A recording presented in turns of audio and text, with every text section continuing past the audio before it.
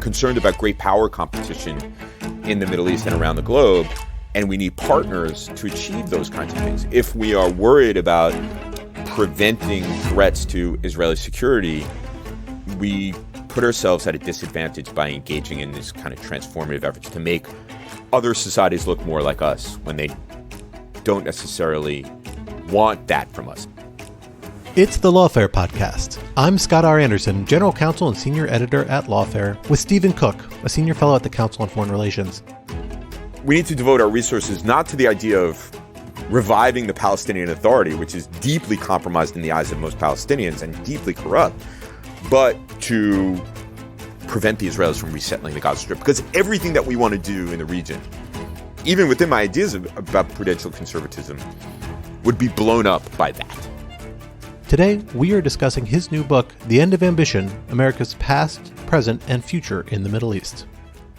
Stephen, in this book, you have put together a tour de force, I think it's fair to say, a broad survey, historically, policy-wise, every corner of the region, touching even a few areas that people argue whether it's part of the region or not, Afghanistan policy, things like that on occasion, to kind of pull together this holistic picture with elements of prescription, elements of criticism, a lot of content, a lot of observations crammed into 150 short, very readable pages, which is greatly appreciated by many. I enjoy my hundreds of pages books, but this one was a delightfully pleasant, straightforward, and really not dense, but informative read.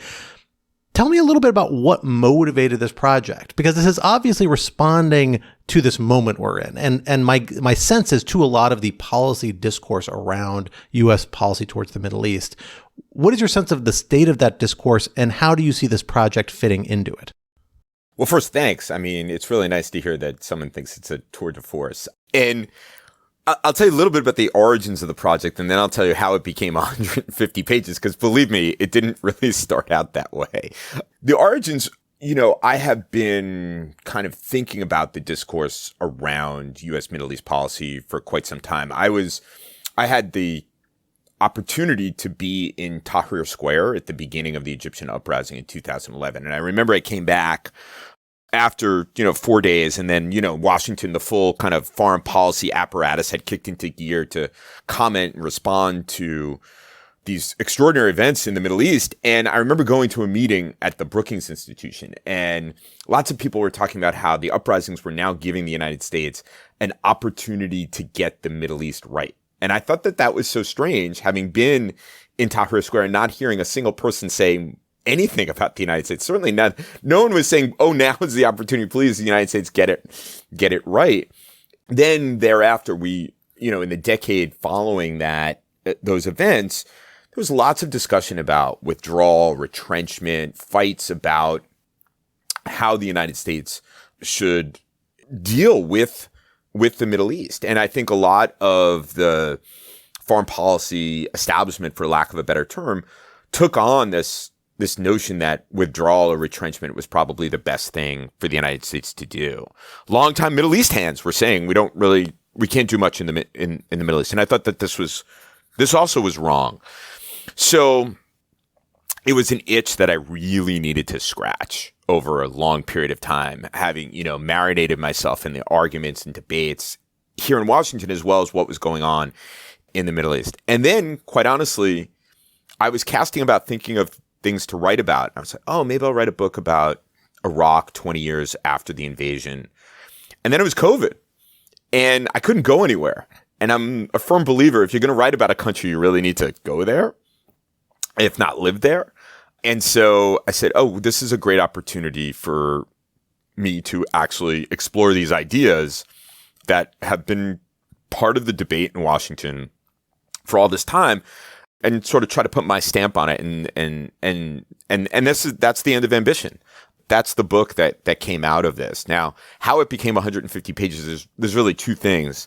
One, the former president of the Council on Foreign Relations, Richard Haass, said to me, no one's going to read a really long manuscript. So, your previous books were in the range of 300 to 350 pages. You want to aim for between 150 and 220 pages. That's the sweet spot for what people are reading these days. So that was good advice. But the first drafts of chapters 2 and 3 were 100 pages long each. So, because it's hard to write about U.S. Middle East policy without the urge to like retell every detail of the story, particularly when it comes to things like energy and oil or Israel, in particular Israel. I think the Israel chapter was longer than 100 pages, but then some friends who read it said, look, these stories have been told before. You're losing the analytic edge by adding all of this history that everybody else has already written about. Drain that out, and you'll have a much more interesting and readable book. And that's how it could be 150 pages with like 30 some odd pages of notes and bibliography. A fair number of footnotes padding it on, but when you get to the end and you realize the last quarter of the book is mostly footnotes and bibliography, right. It's a delight. I think people are very happy about that. Like someone told me they're like, it's an easy plane read. It's just especially if you're going to the Middle East, you have to bring more than one. Yeah, book. very much so. So you really start your analysis almost a century ago, in the kind of post-war era, maybe even arguably going a little bit further back. But the bulk of it starts at that era, about defining what emerged during the interwar period, World War II, and the post-war period as the defining U.S. interest in the Middle East.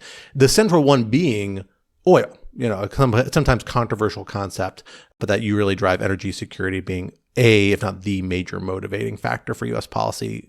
And it seems, from my reading, quite reasonably for the United States for, several decades, at least during the Cold War. Tell us a little about what those core interests were, how you see them manifesting, and how effective U.S. policy was during this era. Because you actually speak of the Cold War as an era of relatively effective Middle East policy, at least in view towards those core interests. Right. And for Star Trek fans, I call the chapter the Prime Directive. And it really was the major issue that drove the United States to the Middle East. The Middle East was largely a backwater in American foreign policy. Basically, the United States was able to fight and support its allies in World War II based on oil from the United States and the Americas. But in the interwar years, there were major finds in the Persian Gulf, and American companies went out there to exploit and harvest this energy. The Middle East, again, was not that important to the United States in the conduct of World War II, but after World War II. So there was this commercial interest that was very important. But then after World War II, there was a strategic interest in it. Most of the oil resources that were used in the reconstruction of Europe, Western Europe, came from the Gulf. The bulk of it actually from Saudi Arabia. And so the reasoning behind the kind of interest in oil and oil from the Gulf was that if you're going to have a healthy capitalist economy that's going to confront or demonstrate something different to people in Europe who might be attracted to the idea of communism in the post-Cold War, you need to have the energy resources from the Middle East. Now, for a long time, after the end of World War II, we didn't invest. The United States didn't even actually invest that much in oil security because the British were east of Suez. The United States had 3 old ships that sort of patrolled the Persian Gulf, sort of showing the flag. But then in 1971, when the British withdrew east of Suez, all of their bases, everything they got out of, essentially the region was handed over to the United States. Now, Washington didn't deploy forces into the region in the early 1970s. Remember, this was during the Vietnam War. It wouldn't have been palatable, even though leaders in the region really wanted the United States to be there, although they couldn't say so publicly. So there was gradually an increased presence of American forces in the region. This really began, this kind of modern American presence in the region really began in earnest after 1971. But this idea that oil from the region was critically important to the security of the United States and in the struggle against the Soviet Union was something that American policymakers started talking about as early as 1945. And the British were the junior partners because they had already been there in helping to secure the free flow of energy resources and the freedom of navigation in the waters around the Middle East, which were so critical to energy flows to Europe. Since that time, the United States has positioned forces in the region for a variety of reasons, including, regime change and so on. But at the same time, oil has remained important.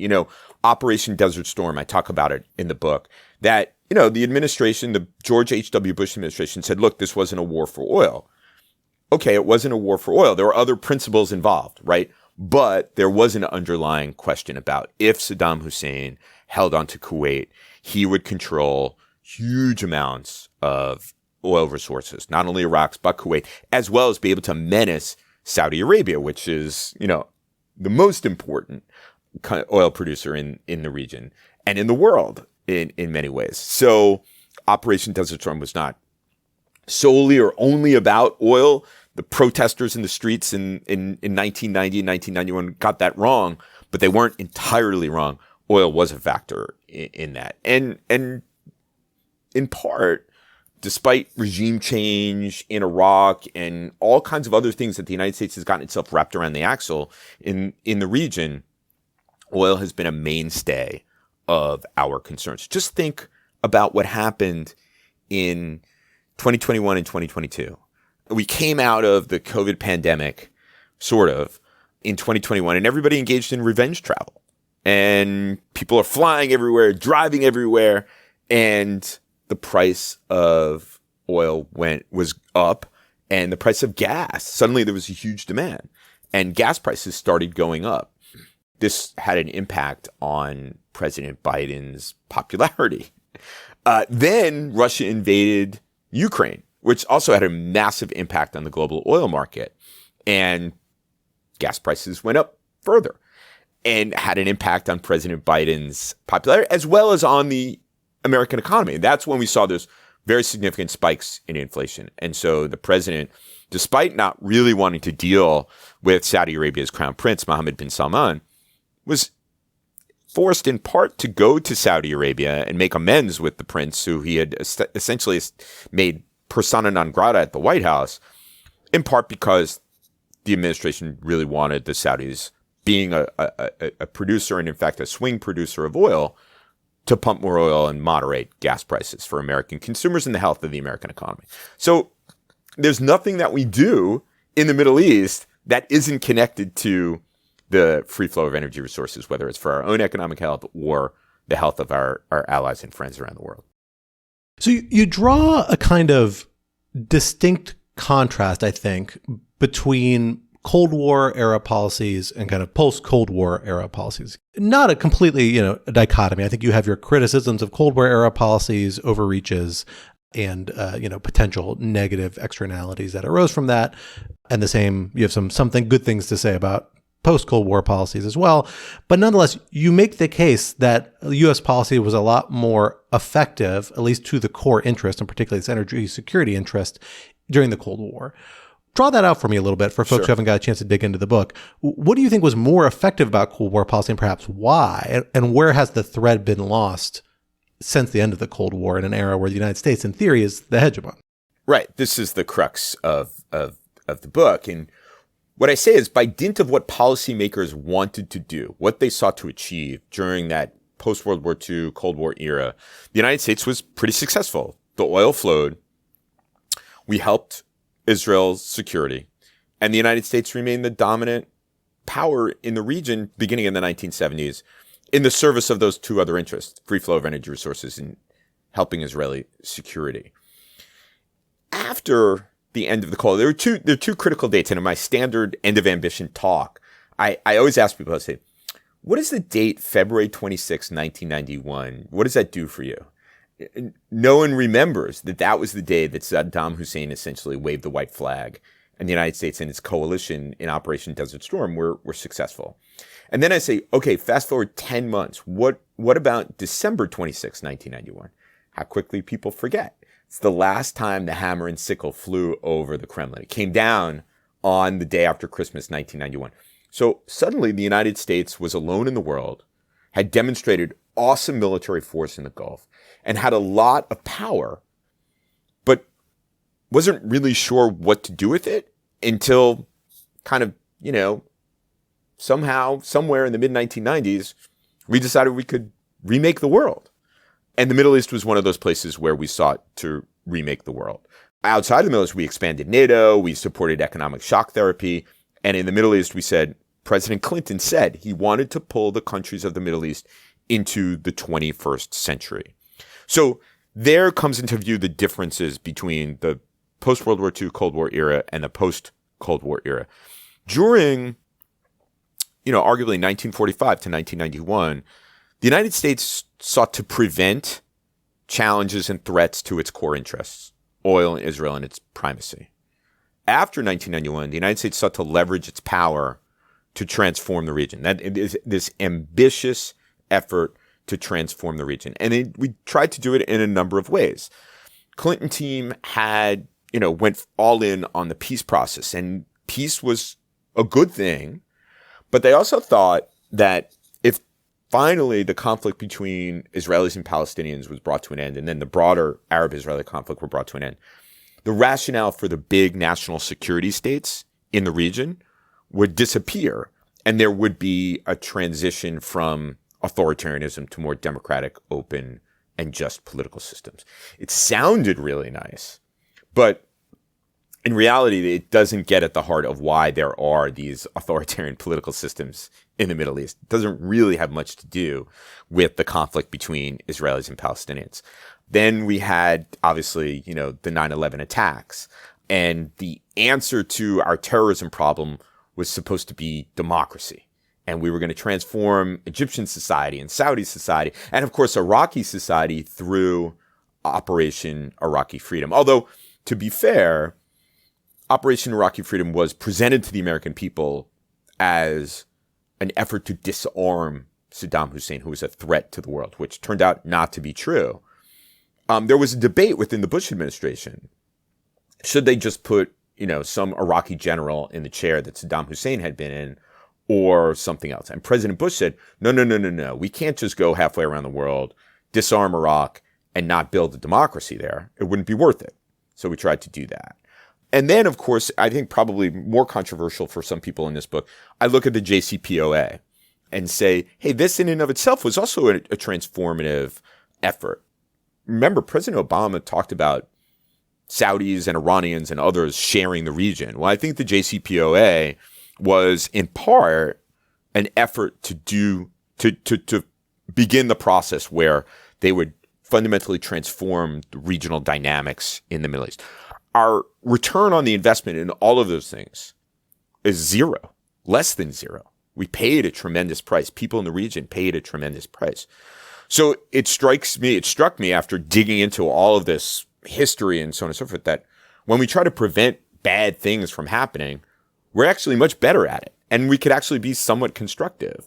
When we try to transform, make good things happen, we're actually quite bad at it, and we fail and we destabilize the region. Now, let me just say before, some of your listeners start freaking out at me, there were, as you intimated, setbacks and moral costs of our successes during the Cold War. I mean, in service of the Prime Directive, the United States supports regimes whose values run completely opposite to American values and ideals and principles. There was a cost for our support for Israel.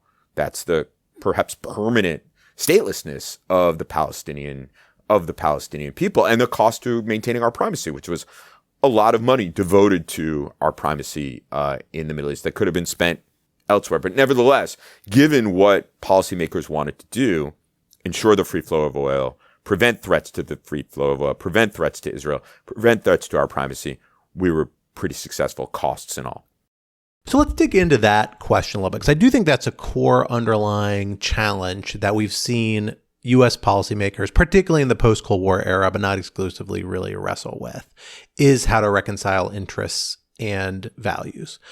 We saw President Obama come in very skeptical of engagement with the Middle East, aimed at kind of winding down, eventually espousing the pivot to Asia concept that's kind of become, in different terminology, still the defining strategic move of bipartisan consensus, really, at this point of the United States the last 10 years.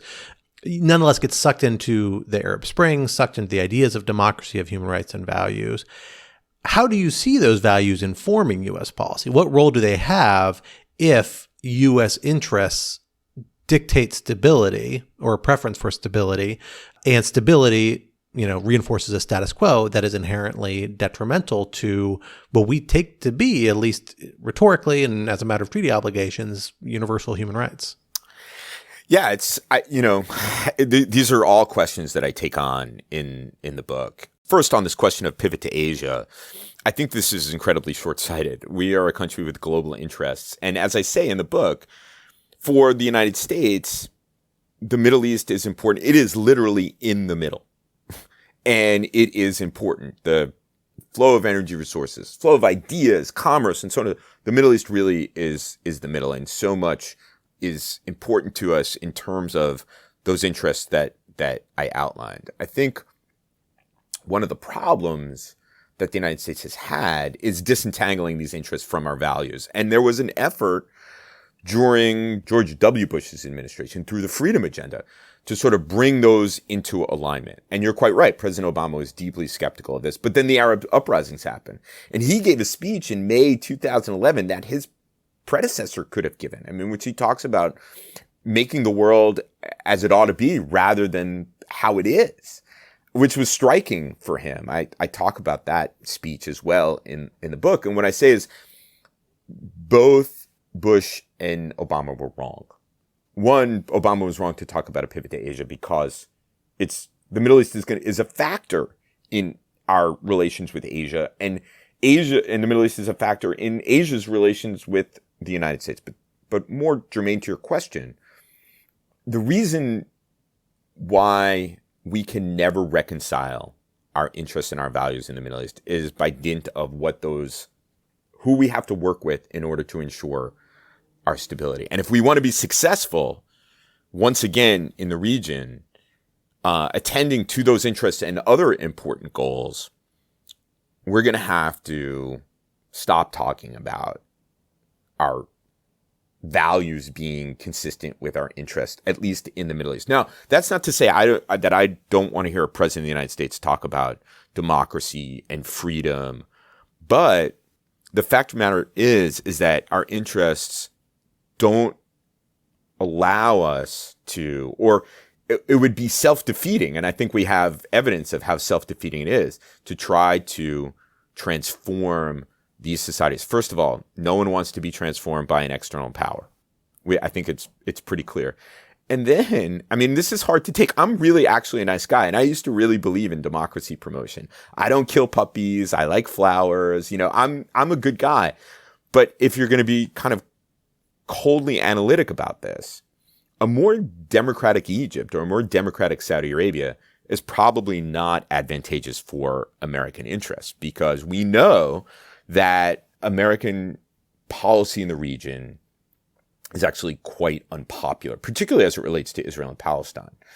And so the fact that we have partners who are willing to work with us and make it relatively easier and relatively less expensive to achieve those interests, I think is important. I think that the more that we talk about human rights and democracy, they're less willing to work with us. They're more willing to hedge with the Chinese, who don't bother them about human rights and democracy. They're more willing to hedge with the Russians, who don't bother them about human rights and democracy. In addition to the fact that when we try to apply this pressure on countries in the region, we never really get anywhere. It's almost like a wasted effort. How, for all of our efforts to promote human rights in a place like Egypt, have we been successful? Egypt is one of the most repressive countries on the face of the earth. Our efforts have not made it more democratic, haven't made it more stable. So if we're worried about free flow of energy resources, if we're concerned about great power competition in the Middle East and around the globe, and we need partners to achieve those kinds of things, if we are worried about preventing threats to Israeli security, we put ourselves at a disadvantage by engaging in these kind of transformative efforts to make other societies look more like us when they don't necessarily want that from us. I'm not saying that Arabs don't want to live in more democratic societies, but they don't want the United States necessarily coming in and saying, okay, this is how you should organize your societies. These are the principles by which you should live. These are the institutions by which you should live. That's especially a problem now, post our withdrawal from Afghanistan and the deterioration of our own democratic institutions, which people in that part of the world are looking at very, very closely. So it's an interesting position, not an unfamiliar one, I think, for people who have wrestled with the consequence of U.S. policy in the Middle East and the kind of demands of broader strategic interests that drive towards collaboration with regimes that are autocratic and otherwise contrary to a lot of U.S. values, at least seemingly on their face. But it strikes me as a harder argument to make, or at least more complicated one, in a post-Khashoggi killing, post-Yemen conflict environment. Because we've seen now pretty visibly in the last 5 or 10 years, at least 2 pretty major case studies where you've seen a departure from U.S. values really compromise a U.S. relationship with one of these allies in a way that I think was not driven by the executive branch or strategic policymakers by any stretch of the imagination. I mean, both the Yemen conflict was something that was largely supported by the Obama and Trump administrations until congressional support, bipartisan congressional support, really kind of undermined that, as well as driven by a popular resistance and objections that were surprisingly vocal for a foreign policy issue in the United States kind of domestic audience. Sure. And the Khashoggi killing, again, is shocking. I mean, really drove actors across the world to move against the Saudi regime and set some limits on types of engagement. And while you're right, some of those were walked back by President Biden out of necessity for energy policy, the relationship still is not the same as what it was, and in particular in Congress. You have people much more willing to be vocally critical of Saudi Arabia and U.S. engagement with Saudi Arabia, again, on both sides of the aisle, and backed up by constituent preferences and viewpoints. So I guess the question is it so easy to divorce value questions from strategic questions when you take into account the domestic calculus? The need for these policies to be sustainable in the medium to long term if what you're aiming for is stability? It's a really good question. To give credit where credit is due, up until the horrific murder of Jamal Khashoggi, there were actually very, very few voices in Congress who raised any concern about the situation in Yemen. I think in the Senate, it was Bernie Sanders and Mike Lee. I mean, 2 people who couldn't be as far apart in worldview as possible converged on the terrible situation in Yemen. The Saudis, for those of your listeners who aren't kind of read into this, the Saudis walked into the Yemeni civil war on behalf of the internationally recognized government and proceeded to make a dire humanitarian situation even worse by a bombing campaign against the Houthis, which is this group that hails from northern Yemen that had essentially taken over the Yemeni capital, Sana'a. And what the Saudis were saying, well, these are fanatics. These are, the Houthis are cat's paw of the Iranian regime, which they weren't at the time. Now they actually are. And they made this situation terrible. And Sanders and Lee were raising the alarms about what was happening in Yemen, and no one was much interested. And then, of course, Jamal Khashoggi, who was a periodic columnist for the Washington Post, had once been, deeply involved in the Saudi power structure, but had become actually a relatively mild critic of Crown Prince Mohammed bin Salman, was murdered in this horrifying attack on him at the Saudi consulate in Istanbul. And that has colored the U.S.-Saudi relationship, undoubtedly the case since then. And let's go back even further. There remain important questions that Americans have about the Saudi role in the attacks on New York and Washington in September 2001. Still remains, I think, visceral. If you just kind of ask people, what is it that you think when you hear the word Saudi Arabia, you'll get, 9/11, and then you'll get oil, and then maybe you'll get Jamal Khashoggi. I'm talking about like my high school friends who aren't, involved in this kind of work. But I think, and President Biden, also to his credit, wanted to hold the Saudis' feet to the fire on their human rights record and what they were doing in Yemen. But of course, very quickly, strategic interests impinged on this principled approach to foreign policy. And it wasn't just Saudi Arabia. I mean, he said he wasn't giving a blank check to Abdel Fattah Sisi, the authoritarian leader of Egypt.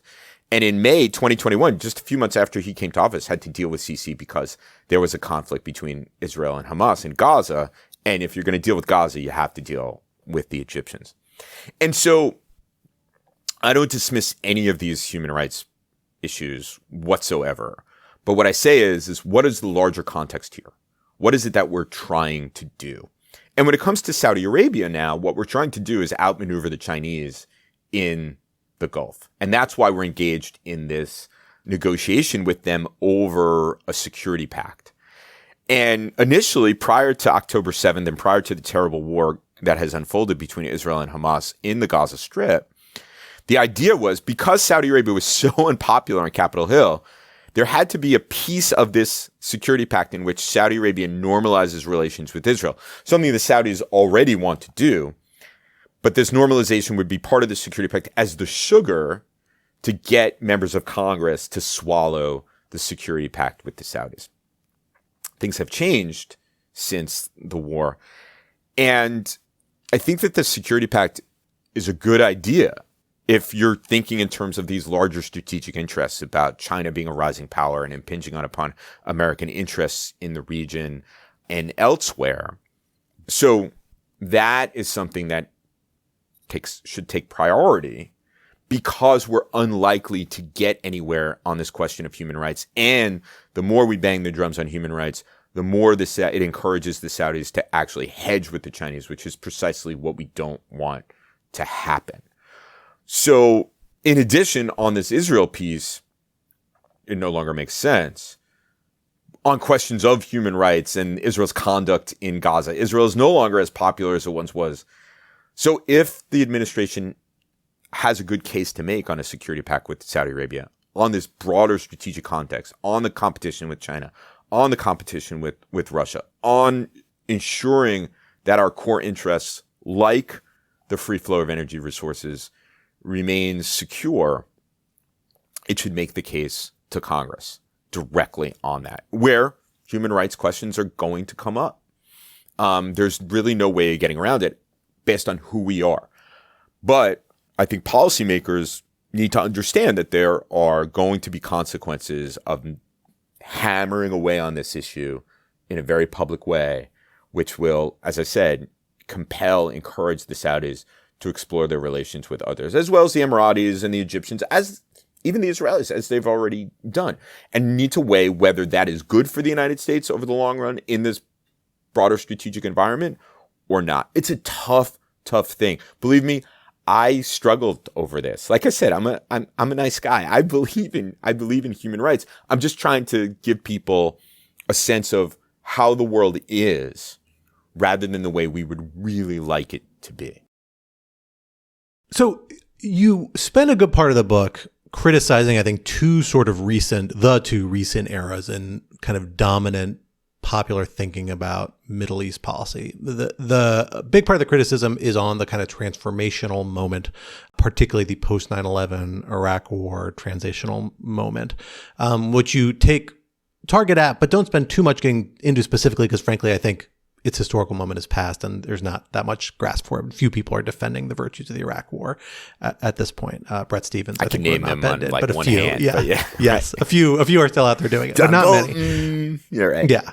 The other target is the, I think, kind of consensus view of the moment, at least in a sort of, not the core kind of foreign policy blob, to use a somewhat derogatory term that gets thrown around, but certainly a vocal, increasingly prominent, increasingly looked to by the media, and to some extent popular grasp that has roots in both parties, brings left and right wings of both parties, and that's the kind of restraint crowd. You call it the Quincy Institute specifically as kind of being the harbinger of this movement, although of course there are other groups, Defense Priorities, mm-hmm. Carnegie's got a big group of folks working on this.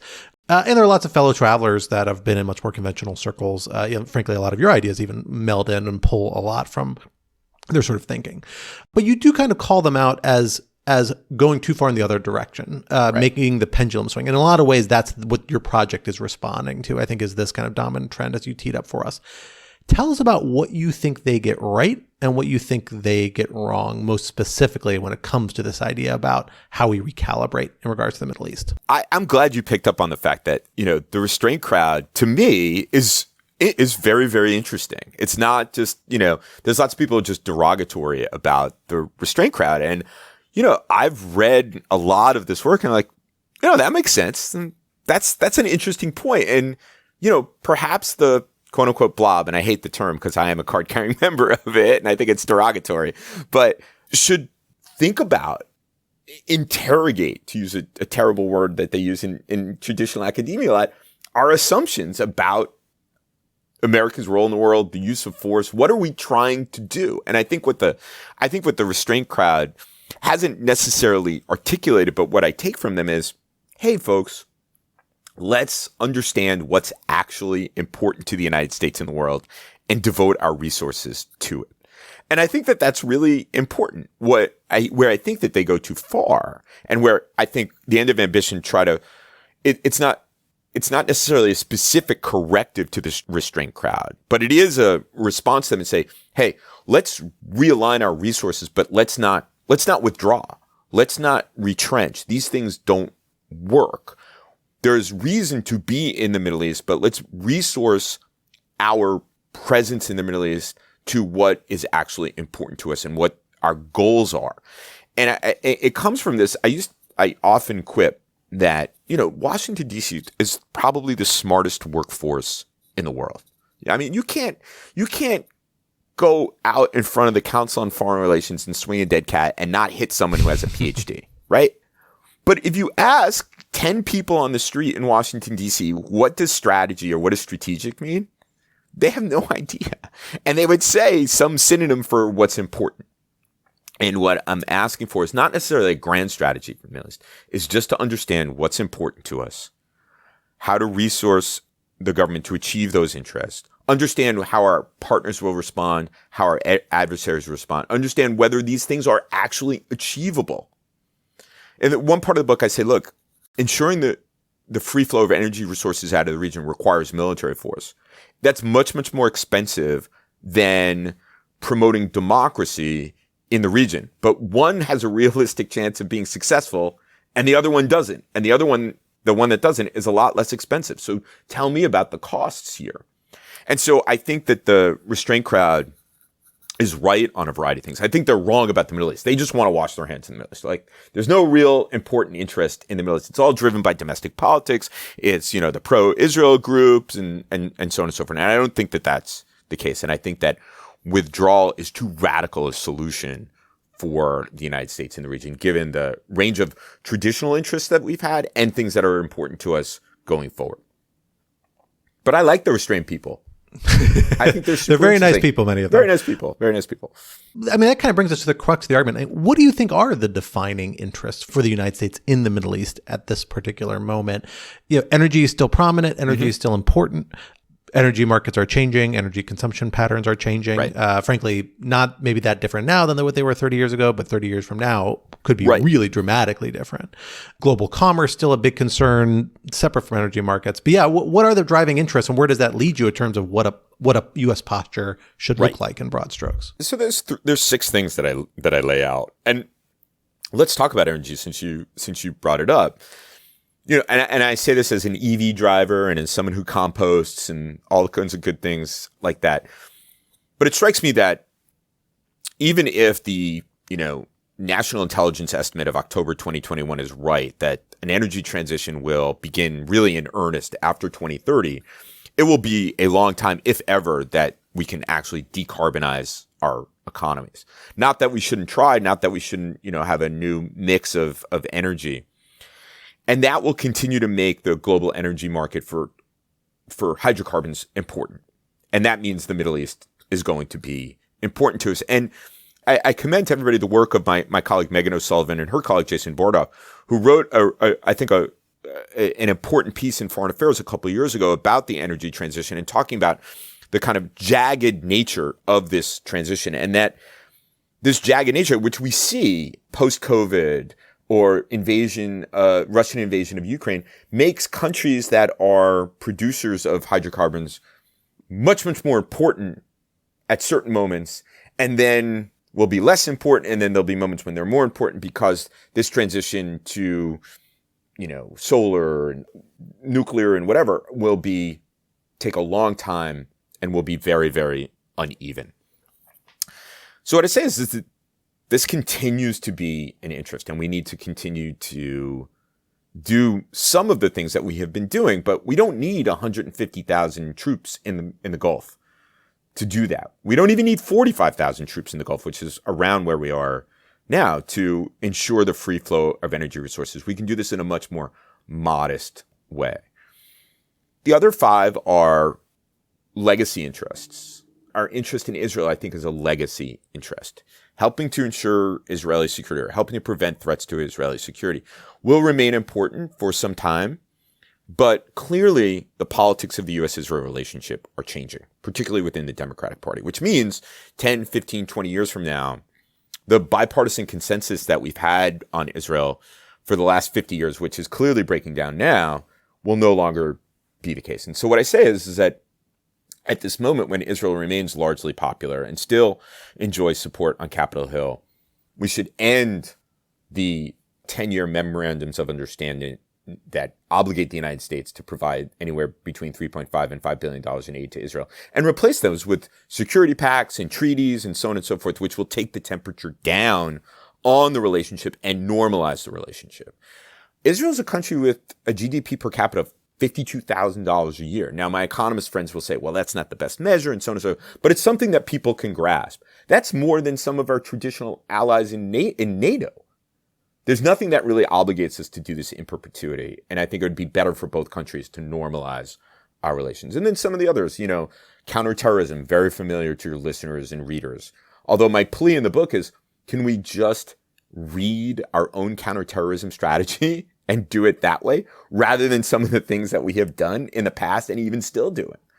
Non-proliferation is something that'll be familiar. But what I say in non-proliferation is, look, we have to recognize that the Iranians are nuclear capable, and that provides tremendous incentive for its neighbors to proliferate as well. And while we should do many things to prevent the Saudis, for example, from proliferating, at that moment when they do, we should actually help secure their nuclear program, because we don't want a destabilizing nuclear arms race in the Gulf. And if we help them stabilize it, make it redundant, create means of communications with their counterparts in Iran, we'll be in much better shape. The idea that we should run around with our hair on fire, that the Saudis might proliferate, I mean, I understand why people do that, but we also have to look at this in a coldly calculating way. We tried for 40 years to prevent the Pakistanis from proliferating, and they still did. And then President Obama went in and said, okay, well, now we need to stabilize their program. We should do that, and we should be prepared to do that rather than have a fight about it. And then I lay out a couple of new things. Climate. I don't think we're going to solve the climate crisis. I think we should do things to mitigate the climate crisis. But in the Middle East, what I think we should do is try to help people adapt to high heat and water scarcity. Because what do people do naturally when they confront high heat and water scarcity? They migrate. And migration destabilizes politics in countries where people are trying to get in. Just look at our situation on our own southern border and how that has had an impact on our politics. And we have a natural experiment to this in 2015 when 1 million Syrians showed up in Germany and said, we're seeking refuge from the horrors of a civil war there. And Angela Merkel, then chancellor, did the right thing and let these people in. But it also contributed to a perversion of German politics. And now that you have like a real Nazi party in Germany with like 20% support. And so what we want to do is we want to help provide technical assistance to countries, even countries across conflict lines in the Middle East that are vulnerable to water scarcity and high heat, manage those problems to prevent people from migrating, because it does strange and weird things to places where we have core global interests, like in the stability, prosperity, and unity of Europe. In addition to prosperity in the Middle East. And then, of course, there's great power competition, which we talked about a bit here, which is, look, in theory, the Chinese have a similar set of concerns as the United States in the Middle East: free flow of energy resources, freedom of navigation. But they're not willing to play ball. They're not willing to uphold their responsibilities in this regard by, cutting separate deals with the Houthis in the Red Sea, because they want to bog the United States down in the Middle East so that we can't devote resources to East Asia. That's something that I think the restrainers have been very clear about and very perceptive about. And so, given that the Chinese don't really want to play ball. There are things that the United States can do to try to outmaneuver China in the region. There are things that we shouldn't try to match them with. And there are mistakes that we've made in the past, which I lay out in the book, but that there is a great power competition in the Middle East as well as globally, and that we should prepare for it and approach our partners in the region in ways that are different from when we were trying to transform the region. I think you typify, if I recall correctly, your policy is a small c conservative policy, seeking to reinforce the stability of the status quo, and particularly those elements of the status quo that I serve call it U.S. prudential interests. conservatism. Prudential conservative. That's the phrase I was trying to remember. Right. That's exactly right. Which is funny. The origins of that were when Richard Haas, a mentor and former president of the council, read the manuscript. He's like, all right, you got to call it something. And I was like, that's good advice. It's like, no, you really have to call it something. So I sat around in my office writing down phrases and like going to like Merriam-Webster online and looking at synonyms for words. And prudential conservatism actually sounds weird, but I like it. I think it captures what I'm getting at here. And there's an appeal to it, but there is a underlying assumption to it, which is one that I think people have really wrestled with the veracity of over the last 20 years and are wrestling with again now in the context of Gaza, which is the inherent stability of the status quo. I think a motivator after the Arab Spring kicked off in the Obama administration was not necessarily that this is a moment where we can proactively seek to change things in our own image. There was, I'm sure, a threat of that. But part of it also was that, well, maybe what we have is actually not that stable to begin with. And preserving interests in an unstable environment is challenging. Then we saw the Islamic State in Iraq and Syria related to that, but also kind of a separate phenomenon that I lived through, a lot of other people lived through, that was incredibly chaotic and presented all sorts of challenges and very much underscored the extent to which the status quo was not stable, is still not stable to this day. Yeah. And now Gaza's resurrecting these same questions. I mean, Gaza is in many ways, and the horrors of October 7th are a product of a status quo that the Netanyahu government had kind of propagated and supported in terms of Hamas dominating Gaza. The United States have signed on board with by allowing the two-state process to kind of atrophy and hit a point where it really did not mean much to many people. We all thought the assumption of a lot of actors was that we were in a status quo that for the time being is going to hold and serves our interests well enough. And that's proven to be, I think, pretty disastrously wrong in the context of Gaza. How do you deal with that? I mean, is there space for some prudential transformativism to say where we can look to see where points of instability might exist and seek to address them? Or does that venture too far in a direction where those sorts of scenarios are too hard to predict, that we can't do that, and we're just going to have to live in an inherently unstable system? You wouldn't be surprised if I would say yes and no to that. I assume you will. As the perfect answer from someone who's an actual trained social scientist. Yes and no. I'm sympathetic to this point. My second book, which was called The Struggle for Egypt, the radical intellectual project of that book was to say, hey folks, you all think that this country is so stable, and it's actually not. Egyptians have been rebelling against the people who've ruled over them for the better part of the last 150 years. Get with the program. You're completely misreading the kind of dominant, most interesting political narrative in this country's history. So I'm sympathetic that this region has not been as stable as it's been made out to be. Yet there's been this kind of stability within this instability, right? So we have this extraordinary moment. Arab leaders are overthrown. And so the expectation is that there will be this kind of progressive political change and more democratic and just and open societies. And we have in Egypt basically a narrower dictatorship than you had under Mubarak, to the point where you have people in Egypt saying, geez, things were better under Mubarak. In Tunisia, the country that was, the one, quote unquote, one Arab Spring success story, which I was skeptical of anyway, is back to being as repressive as it was under Zine El Abidine Ben Ali, who was overthrown in January 2011. So yes and no, it's unstable, but there's something important to understand that what I think, and this is one of the assumptions that I think people get wrong in Washington, is that when there's a dramatic event this will propel some sort of change in a kind of positive direction, when what we've seen is sort of reversions to status quo, some version of status quo.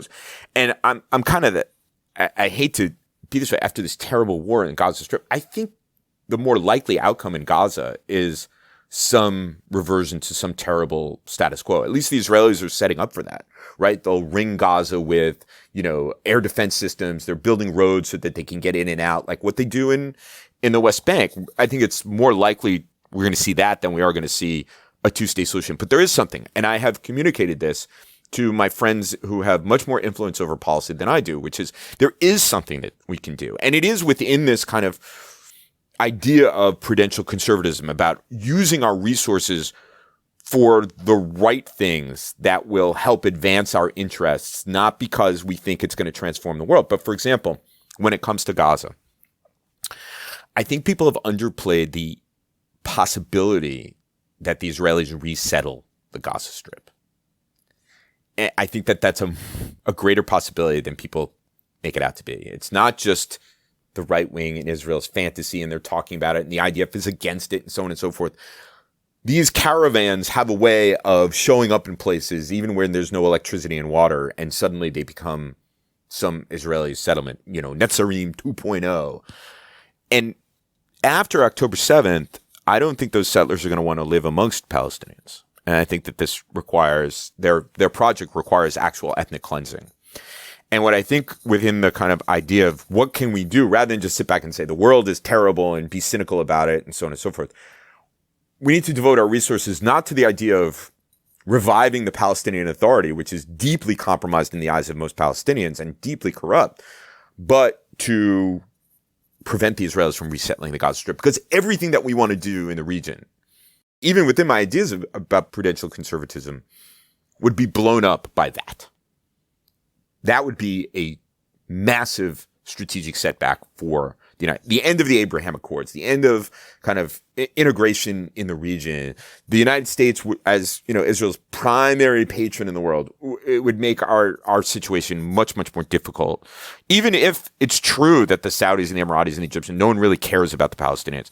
But think about the impact on publics in the region. So that is something that we can do. Also, like I say in the book, I don't want presidents of the United States to stop talking about our values, but I do want them to understand that there are consequences to our talking about our values and that we may not get where we want as a result. But this is not something like, let's just drop this. I mean, there is a certainly dark aspect of it.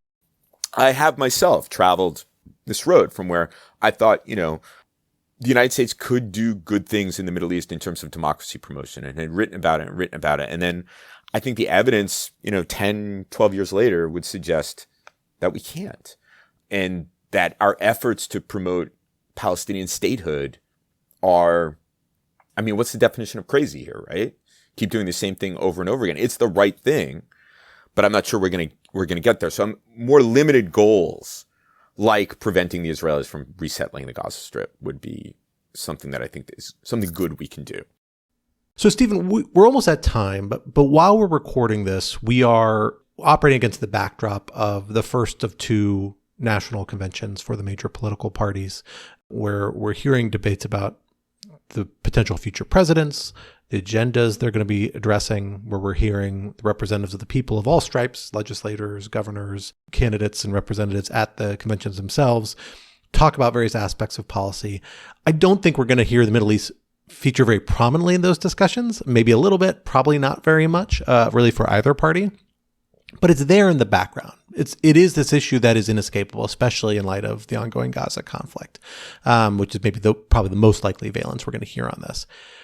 You wrote this book, a 150-page book, I think because you wanted to appeal to a broader audience, to engage in these broader conversations that do hit not just the most elite and the highest of the ivory towers, but also the day-to-day policymakers and to some extent the day-to-day voters and the day-to-day citizens trying to wrestle with how the United States should be dealing with these really hard policy questions. What is the big takeaway you want them to have from this book? For those who may not be willing to shell out, $19.95 for a copy. What is the thesis statement you want them to walk away with, to the extent you can get them to take away that much? Yeah, no, thanks. I appreciate that. And really the idea is, and you're right, it's not just for the elite of the elite. The book is very much written, as you now know, the way I talk. And the argument to everybody, delegates at the RNC, delegates at the DNC, everybody in between, is that the Middle East is important to us. And it's been so painful over the course of the last 2.5 decades because we lost a sense of what was important to us and thus lost a sense of proportion. And that if we understand what's important to us and devote the resources to defending or sacrificing and investing in those, we actually could be more constructive than when we go off in the world and say, hey, we need to make the world look more like us because that'll be safe for us. I think that's the kind of counterintuitive point that I end on. And I genuinely believe it. But to turn our backs on this region is actually to be asking for trouble. That it will, in our lifetimes and our grandchildren's lifetimes, remain very, very important. And that's why we need to understand what is important to us there and not have these kind of Washington, D.C. based fever dreams about transformation inform our policy. We need to be much, much more clear-eyed about it. And then we'll be successful. Well, there's a lot more we can talk about in this universe, but we are unfortunately out of time. But Stephen Cook, your new book, The End of Ambition, America's Past, Present, and Future in the Middle East, is out as people are listening to this. Thank you so much for joining us here today on the Lawfare podcast. I appreciate your time. It's been a great discussion. Thanks. The Lawfare podcast is produced in cooperation with the Brookings Institution. You can get ad-free versions of this and other Lawfare podcasts by becoming a Lawfare material supporter through our website at lawfaremedia.org/support. You'll also get access to special events and other content available only to our supporters. Please rate and review us wherever you get your podcasts. Look out for our other podcasts, including Rational Security, Chatter, Allies, and The Aftermath, our latest Lawfare Presents podcast series on the government's response to January 6th. Also be sure to check out our written work at lawfaremedia.org. This podcast is edited by Jen Patja, and your audio engineer this episode was Kara Schillen of Goat Rodeo. Our theme song is from Alibi Music. As always, thank you for listening.